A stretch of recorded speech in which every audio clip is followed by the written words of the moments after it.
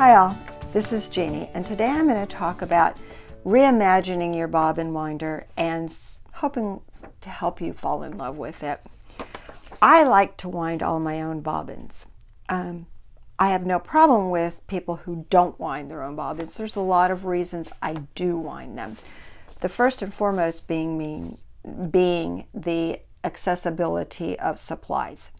I have no major quilting stores in my local area, and the ones that are within an hour to an hour and a half from me don't always carry the thread I like. So it means ordering online, which means waiting, which means hoping I've got the right colors, pre-ordering, yada yada. You get the idea. I like having my top and my bottom thread be the same thread. For some reason in my brain, I feel, whatever, that it just helps the balance of my stitches be better. In other words, I can match the top and I can match the bottom, and together they'll connect inside those layers of my quilt the way they need to. Now, I'm not talking about tension in this video, but that's one of the reasons why I do like to wind my own bobbins. Second of all, to be honest, I think it's a little bit relaxing. So it helps me prepare myself for the quilting process, but also I've become so used to winding my own bobbins that it's part of my process. Finally, I can't remember what I was going to say, so we'll just go on from there. Oh, I know. Finally, it does take some adjustments to get your bobbin winder set to give you the best wound bobbin it possibly can. And we'll talk about that, and I'll show you an example of a well wound bobbin in just a few minutes. But there's just little tweaks you have to do, and I'm going to share some of those with you. But first, I'm going to familiarize you with the parts of the bobbin winder. So give me a second to turn around and we'll be at the bobbin winder. Now there's a few things you're going to have when you want to adjust your bobbin winder. Not too many, actually. The first one would be the little Allen wrench that came with your long arm. And we should have all gotten these with our long arm. And I'll be showing you as we go along where you would actually use these, but it's kind of nice to have them handy. The second would be a flathead screwdriver. Now this is actually the one that came with my sewing machine, but you can use any flathead screwdriver. And then, and I'm not going to tell you what this is for just at this moment, a piece of ribbon. But this is going to help you make one adjustment that is actually going to give you the greatest accessibility to a well-wound bobbin. The goal of winding your own bobbins is to have a well-wound bobbin. And this is my bobbin box, and I'm going to give you a couple tips on how to keep it organized. But if you look at each one of these bobbins, they are, for the most part, wound very, very, very well. And I've done them all. There's a couple that are probably not wound as well, and that would be this one. And part of it's because it's narrower at one end than it is the other. And the same thing with this one. And this one's even further off than the gold. If you look at my glide bobbins, now this one's been used, so it's naturally unwinding, but they are all very evenly wound. And just as an example, I'm going to take this one out of my box, set my box aside, and we're going to look at this. A well-wound bobbin is firm and compact. In other words, if I push in on it, let me use the end, it's probably easier to see. You don't see any shift in the threads on the bobbin. Even though the outer round is getting looser now, these aren't pulling off, they're not looped. It's well wound. The other thing is, when you wind a bobbin, you don't want it, you could go to the edge of your bobbin, but you don't want it to extend beyond the edge of your bobbin. So you see how mine is, and this is a personal preference. I allow a lip on my bobbin, and I've actually set my winder up to automatically cut off to allow for that lip. That said, let's look at the bobbin winder. Looking at our bobbin winder, when you look at it to where you can read the words over here, On the right hand end of the winder, at the back, you have the electrical outlet. And this is simply, the plug-in is here. It's kind of like a charger for a computer. It moves in all the way. It's got the stats on the particular bobbin winder. And the green light on the opposite end automatically turns on when it is connected to a power source. And looking at the bobbin winder from the top to the bottom, let me see if I can get it. We have the thread mast, and the thread mast is actually what helps begin to reel off the thread in an orderly fashion. It comes up and through the hole and then down to the next part, which is the pigtail. The thread mast screws into the main part, the main frame of the bobbin winder, and the pigtail, and I'm not sure that's the official name, but that's kind of what it looks like. Plus on some older, well, maybe not even older, some long arm bobbin cases, there's an extra little guide for your thread, and it's called a pigtail. This can get loose, and mine routinely does. So when it's been a while since I've actually used the bobbin winder, I will take my tiny hex screwdriver and just simply tighten this pigtail up. Now, positioning of the pigtail is pretty important. I have seen pictures where people will have it coming straight over the tension discs, which are right here, and you don't want that. You want it slightly to the front because that will help guide it into the tension discs and come around out of the tension discs. And the thread is actually wound around the tension disc. Let me see, this would be clockwise. So it comes here, around through, and over to the bobbin. Disregard this little extra piece for just now. This is a hack, and I'm going to tell you about this hack in a few seconds. But this is the post where the bobbin goes. This black is very important to winding a good bobbin, and it's actually the gauge that helps set up where the electric eye, right here and here, or the sensor, I don't know if it's an electric eye, will detect the edge of your thread and automatically cut off the winding process.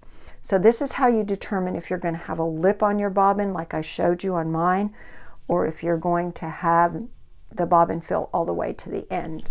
And we are actually going to do a whole little set on just this adjustment. So at the top, going straight up from there, start button, stop button. This simply gauges how you start the winding process and how you stop it if you choose to stop it manually. Again, the autofill light is on, and then you have your speed dial.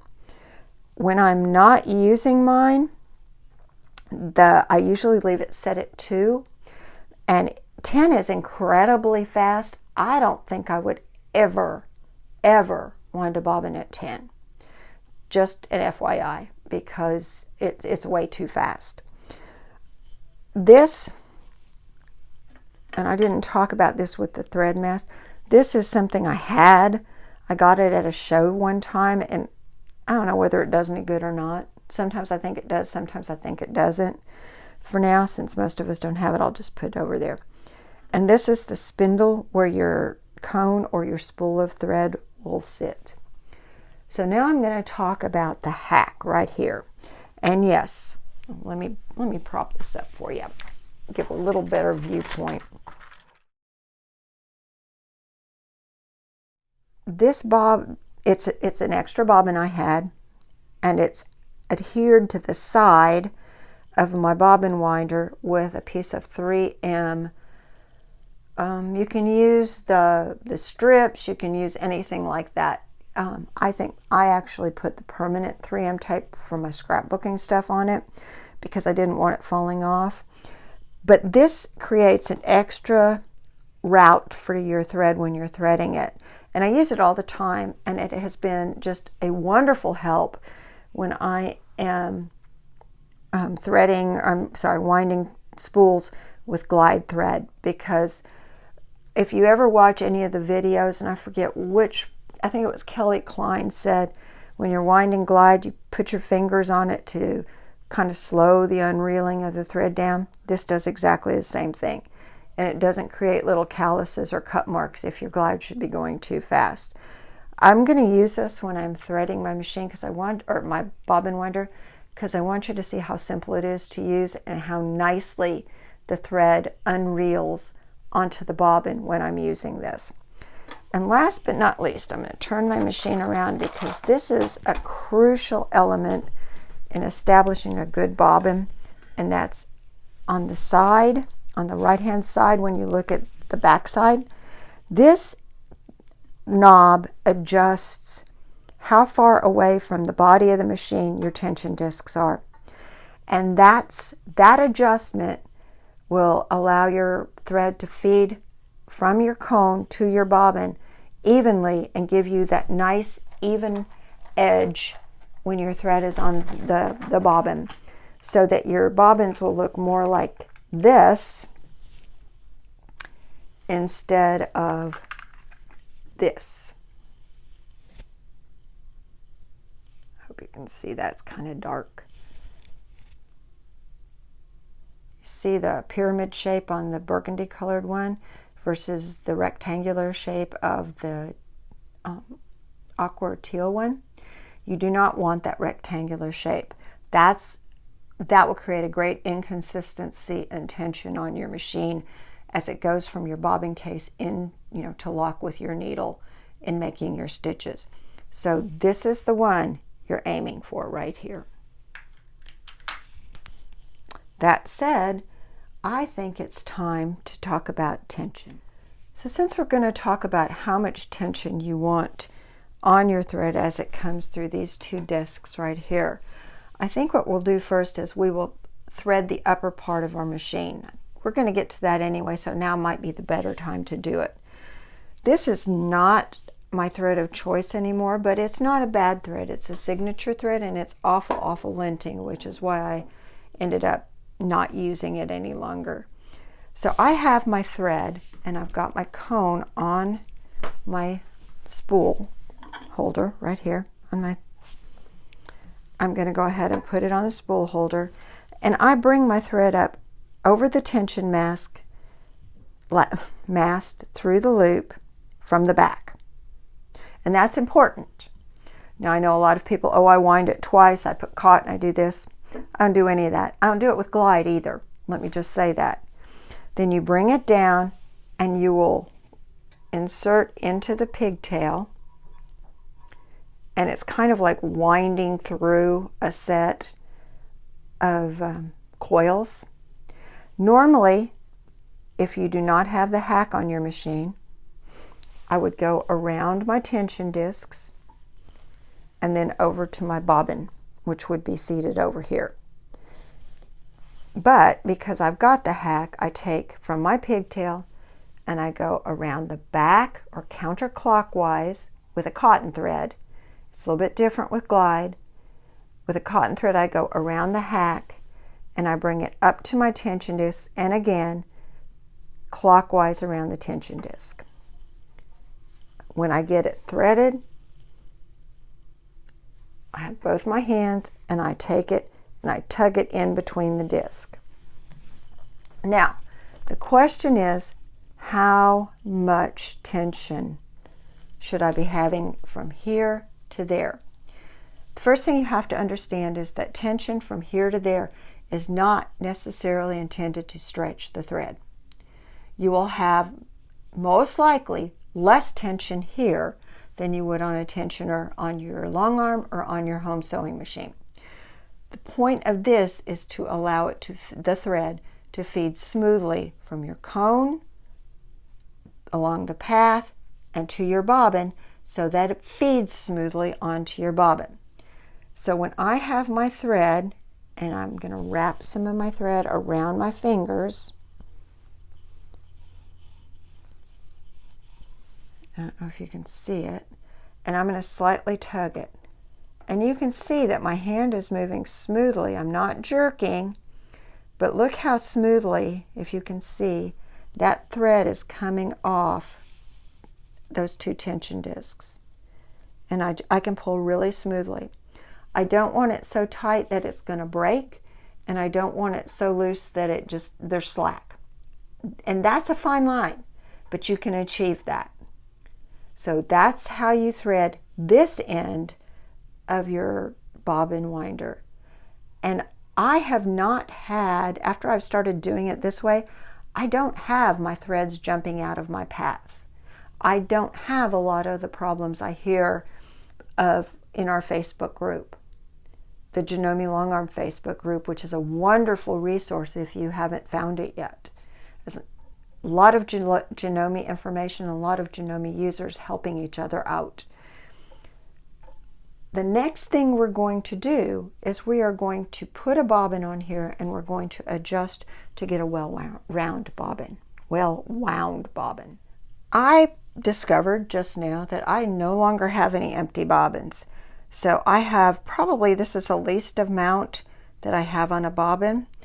And I'm going to go ahead, and you cannot, it's best not to actually wind anything on top of other thread. It just doesn't work well for your tension on your machine. So I'm going to have to remove the thread from this particular bobbin, and it's going to take a couple minutes, because normally I would keep something like this and just simply use it for basting my edges. How I do it, probably there's a number of ways, but my preferred way, I save an old vitamin bottle, and you need one that has a lip and a ridge, so that you can have something that your bobbins will bounce off of, keep inside. I will normally take like 3 or 4 of my least filled bobbins and throw it in, and then I would take, and I'll just simply wrap this around a card, but in the essence of time I'm using my fingers, and unwind it like this, and it just keeps going, and I can get 5-6 bobbins unwound like this in kind of a short amount of time. I've heard of some people, buying a side winder and wrapping this onto a leftover sewing machine bobbins and using it for piecing. If that's going to float your boat, I would highly recommend doing it. Me, nah. This isn't in the end that much, and it's really worth my time. So let me go ahead and empty this bobbin, and then we will adjust the bobbin part of our machine, and go ahead and wind our bobbin. I'm back, and I have a nice empty bobbin that I'm going to be winding shortly.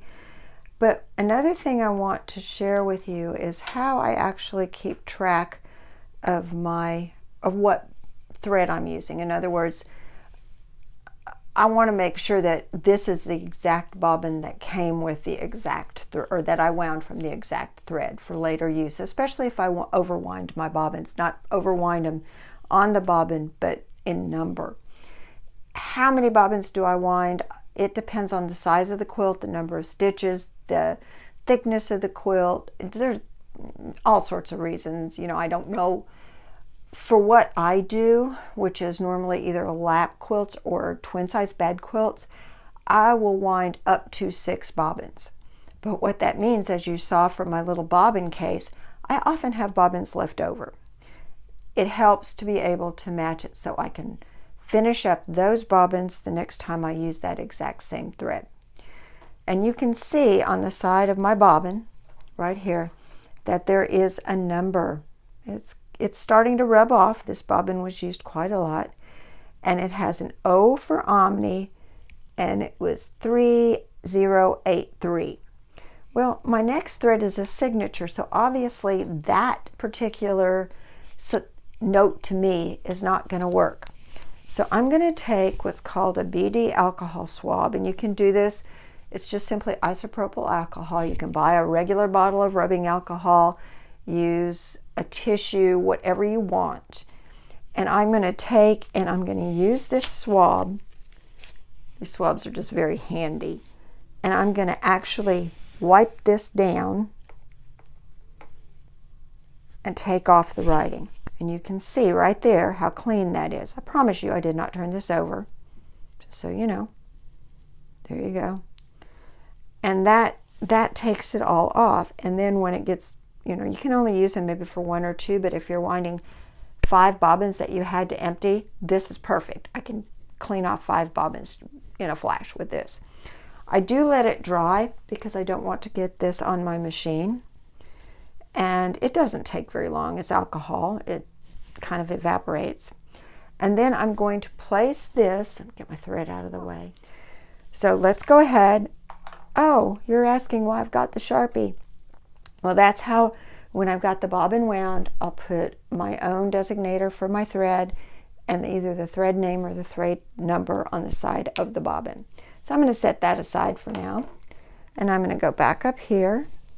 And we're going to look at this part of the, or as my husband says, the black part of the contraption. If you look at this, this is the spindle that holds the bobbin. The bobbin needs to fit snugly on that. It can't be loose or else it's not going to wind. It can't be too tight because you won't get it off.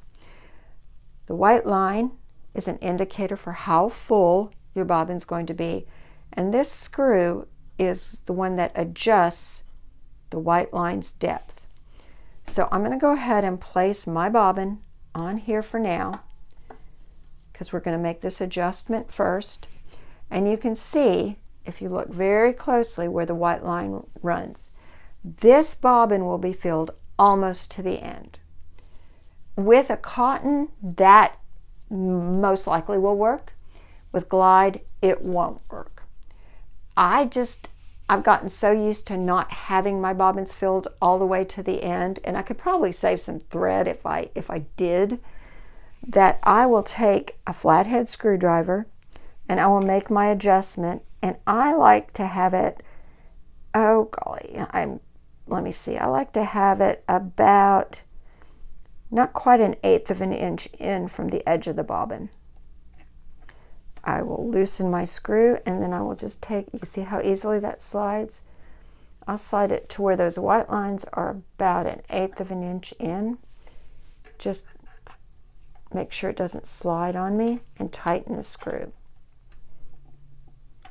And you can see the difference that's going to make. And that's when we wind our bobbin, you will see exactly where that thread will end up laying at the edge of the bobbin. What that does, and I think I mentioned this earlier, but just in case I didn't, what that does is that helps keep the thread from falling off your bobbin, getting tangled in your brake spring, getting tangled around the outside of your bobbin case, and just actually allows for a smoother feed. And trust me, these are all problems that we've all had, and they're problems that we encounter in the Facebook group virtually every single day. So it's a real thing. That's why, and I don't know where I read this tip, but I promise you it works. That's why I set the depth of my bobbin wind to that point. So one of the adjustments that really will make a quality bobbin has to do with how and where the thread feeds from your tension disc here to your bobbin here. If you look at the thread, you can see that right now it's on the outer aspect of my bobbin, but when it gets to the center, you want this thread to follow exactly this line at the bottom of your bobbin winder or be parallel to this upper boundary of your bobbin winder. And you know that it is if your thread will go back and forth across your bobbin and wind evenly. Now, just to further exemplify that, I'm going to put a ribbon in between my tension discs, and I'm going to bring it over to my bobbin. And if I lay it in the middle of my bobbin, you should be able to see that is not quite in the middle. It's pretty much parallel to the side of my machine, this part of my ribbon right here. And that's really what you want, is that parallel aspect of the thread running from the tension disc to the bobbin. How do you know? And I apologize, this is really kind of tough to do, but we're going to go ahead and start the winding again. And you watch it. You watch it go back and forth. And this is at a speed of 2.5. And is it going to go all the way to the edge of the bobbin? Let's hope so. It goes all the way to this side of your bobbin, and that means once it starts doing that and it's nice and even back and forth, it will most generally wind nice and even back and forth. Remember how we set that? It will wind at that full depth on your bobbin. But what if my bobbin isn't winding correctly? Let's turn this off, and you can actually make this adjustment with it still going off and on. But I want you to watch what happens. If my bobbin gets too full on this side, the inner side, the one closest to the bobbin winder, that most likely means my tension discs need to move to the left. If it ends up being too full on the outer aspect, it most likely means my tension discs need to go closer to the body of the bobbin winder. To do that, we're going to take and we're going to adjust using that nameless screw. When you're looking at the back side of your bobbin winder, nameless black screw on the right hand side of your bobbin winder. Now watch, when I move this screw, what's going to happen to this. If I move this screw towards me, my tension discs are moving out. If I move my screw to the front of the machine, if I'm turning it, my tension discs are moving towards the machine.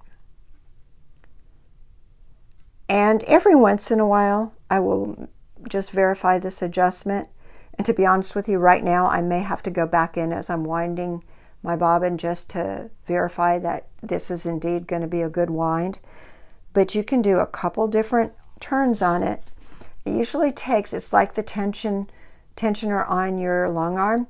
It will take a good full turn to notice any difference. But the safest way of checking it is simply to start winding a bobbin.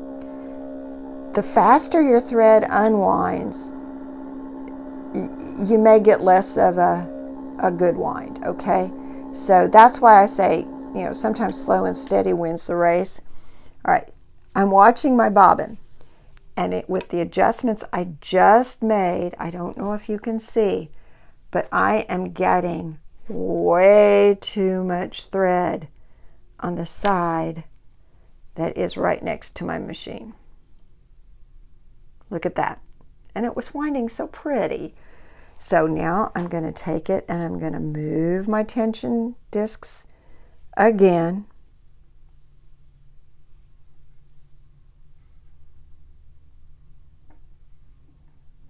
So they have to go out or to the left.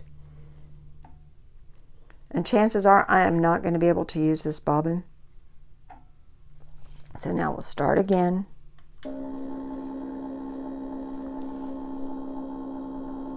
So it is traveling out to the outer aspect.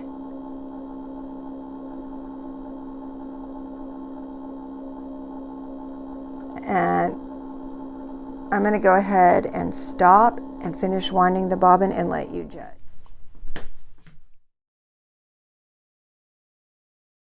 So once I get my bobbin wound, especially if I have quite a few, 5, 6, 7, 8 of them, I'm going to want to be able to identify this bobbin to go with this particular cone of thread. And the way I do that, I use a Sharpie fine line marker. You can see on the side of my pen. It says it's permanent, but remember it will wash off with isopropyl alcohol. And every thread is identified either by a company name and a number, or a company name and a name of a thread. Signature thread happens to identify theirs by, let me see, there is a number in there, I think. Actually, it's 100% cotton. Somewhere, oh yeah. In there at the very bottom of the label, and I don't know if you can see it, it's kind of hard. It says berry wine. So I'm going to take, and my designator, my personal, it doesn't have to be yours, is SIG for signature. So I'm going to use the marker, and I'm going to write on this side of my bobbin, and I'm going to put berry wine. And I realize this is out of, it's fuzzy. There we go. It doesn't have to be perfect, but now you can see the size of my bobbin. There we go, we focused in better. And it says berry wine. And now I can put all of my bobbins in my bobbin case, and the next time I decide I need to use berry wine thread on one of my quilts, I know that I have some pre-wound bobbins in berry wine, and I can just go to town quilting.